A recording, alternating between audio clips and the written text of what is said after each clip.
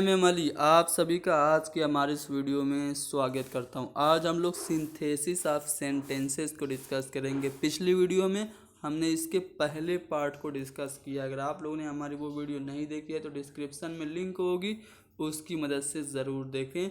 आज हम synthesis of sentences के दूसरे पार्ट को डिस्कस करेंगे, जो कि क्लास 11 एंड 12 के लिए बहुत इम्पोर्टेंट है। वीडियो को ज़्यादा से ज़्यादा शेयर करें, अली को ज़रूर सब्सक्राइब करें। तो चलिए, यहाँ पे आप देख सकते हैं, आज हम जानेंगे नॉमिनेटिव एब्सोल्यूट का प्रयोग करके दो साधारण वाक्यों को जोड़ के एक साधारण वाक्य कैसे बनाया जाता है। तो दोस्तों याद रखिए, जब सेंटेंस में सब्जेक्ट अलग अलग हो और ऐसे सेंटेंसेस के कार्यों के बीच कारण परिणाम का संबंध हो, यानी कि एक सेंटेंस में कारण हो, दूसरा सेंटेंस परिणाम हो, अर्थात एक कार्य के होने के बाद दूसरा कार्य उसका परिणाम हो, तो ऐसे सेंटेंसेस को जोड़ने के लिए नॉमिनेटिव एब्सोल्यूट का प्रयोग किया जाता है। जैसे एग्जांपल मैं आपको यहाँ पे दिखा दे रहा हूँ।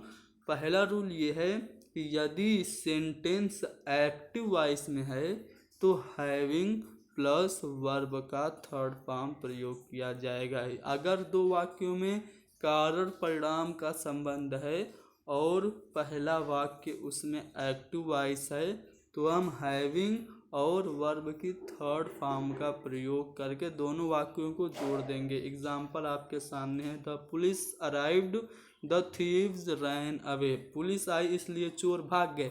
अब हमें इन दोनों वाक्यों को जोड़ना है, तो कैसे जोड़ेंगे? हैविंग और वर्ब की थर्ड फॉर्म का प्रयोग करके।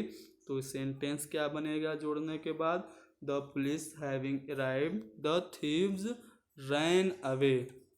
इसी तरह एक और एग्जाम्पल है, the sun rose the fog disappeared. सूरज उगा, उसके बाद कोहरा गायब हुआ। कारण परिणाम है ना, तो दोनों को जोड़ेंगे हैविंग और वर्ब की थर्ड फॉर्म से। The sun having risen the fog disappeared. उम्मीद करता हूँ समझ में आ गया होगा। अब मैं बात करूँगा इसी के दूसरे रूल की। इसमें क्या है, इसमें अगर सेंटेंस पैसिव वॉइस में होगा तब क्या होगा? हैविंग बीन और फिर वर्ब का थर्ड फॉर्म प्रयोग किया जाएगा। जैसे यहाँ पे एग्जाम्पल के रूप में आप देख सकते हैं, the course was revised we got preparatory holidays. दोनों को जोड़ना है तो हम क्या करेंगे? हैविंग बीन और वर्ब की थर्ड फॉर्म से जोड़ेंगे। The course having been revised we got preparatory holidays. इस तरह से दोनों जुड़ जाएगा। ठीक है, एक सेंटेंस मैं आपके सामने दिखा दे रहा हूँ। The fort was enclosed the enemy was unable to capture it. तो इसको हम कैसे जोड़ेंगे? हैविंग बीन और वर्ब की थर्ड फॉर्म से। The fort having been enclosed the enemy was unable to capture it. इस तरह से हम दो वाक्यों को जोड़ेंगे नॉमिनेटिव एब्सोल्यूट का प्रयोग करके। अब हम बात करेंगे नाउन या फिर फ्रेज इन अ पोजीशन का प्रयोग करके दो वाक्यों को कैसे जोड़ते हैं। ठीक है, यहाँ पे एग्जाम्पल है, Ram is my friend full stop he is son of the landlord. तो इसको हमें जोड़ना है फ्रेज इन अ पोजीशन का प्रयोग करके। तो Ram comma my friend comma is the son of landlord, इस तरह से जोड़ देंगे। इसी तरह का और है, Edison invented gramophone he was an American. तो इसको जब हम जोड़ेंगे कैसे जोड़ेंगे? Edison comma an American comma invented gramophone. Noun या जिरंड के साथ प्रीपोजिशन का प्रयोग करके भी दो वाक्यों को जोड़ा जा सकता है। कैसे? एग्जाम्पल आपके सामने, you should finish this job then you can go home. दो वाक्य हैं, दोनों को जोड़ना है तो हम क्या करेंगे? कैसे जोड़ेंगे? After finishing this job. ठीक है, आप क्या करेंगे? प्रीपोजिशन लगाएंगे और वर्ब में आईएनजी यानी कि जिरंड लगाएंगे। ठीक है, तो after finishing this job you can go home, इस तरह से बनेगा। ठीक है, अगला एग्जाम्पल आपके सामने है कि his mother dead he hear the news he lost conscience. तो on hearing the news of his mother's death he lost conscience.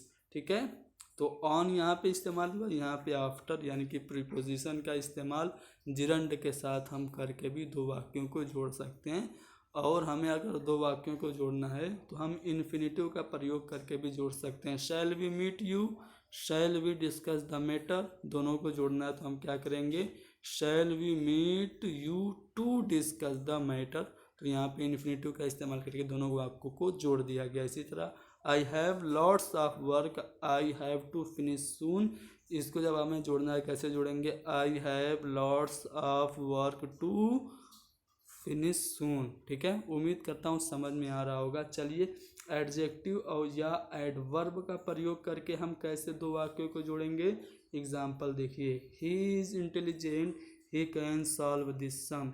तो he is intelligent enough to solve this sum, यहाँ पे एडवर्ब का प्रयोग करके जोड़ दिया गया। इसी तरह he is strong, he can do this work. तो he is strong enough to do this work. To dash to का प्रयोग करके हम कैसे जोड़ सकते हैं दो वाक्यों को, he is very clever, he can not be deceived.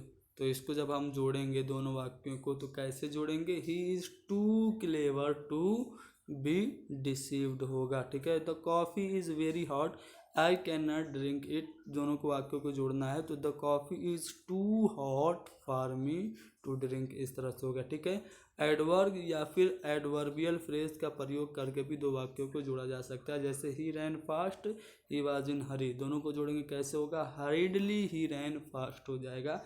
इसी तरह Sahil is faithful, there is no doubt about it, दोनों को जोड़ेंगे साहिल इज़ अनडाउटेडली फेथफुल हो जाएगा। इसी तरह beside, in spite of, but for का प्रयोग करके आल्सो के स्थान पर बिसाइड, स्टिल के स्थान पर इंस्पाइट ऑफ और अदरवाइज के स्थान पर बट फॉर लगाकर भी हम जोड़ सकते हैं। जैसे she made a promise, she kept it also, कैसे बनेगा दोनों वाक्यों को जोड़ के sentence, beside making a promise she kept it. ठीक है, इसी तरह और है, you must support them otherwise they will lose the match. तो but for your support they will lose the match, तो इस तरह से होगा। ठीक है, उम्मीद करता हूँ कि पिछली वीडियो और इस वीडियो को देख करके आप लोगों ने जो दो साधारण वाक्यों को जोड़ के कैसे एक साधारण वाक्य बनाना है सीख लिया होगा। इससे रिलेटेड एक्सरसाइज मैं आपको ग्रुप में अभी भेज दूंगा। ठीक है, उसको भी आपको सॉल्व करके दिखाना है सभी को, जितने भी आज़ाद हिंद इंटर कॉलेज के क्लास 11th एंड 12th के स्टूडेंट हैं, सबको होमवर्क के रूप में यही दिया जा रहा है कि आप सॉल्व करके मुझे अभी दिखाएं।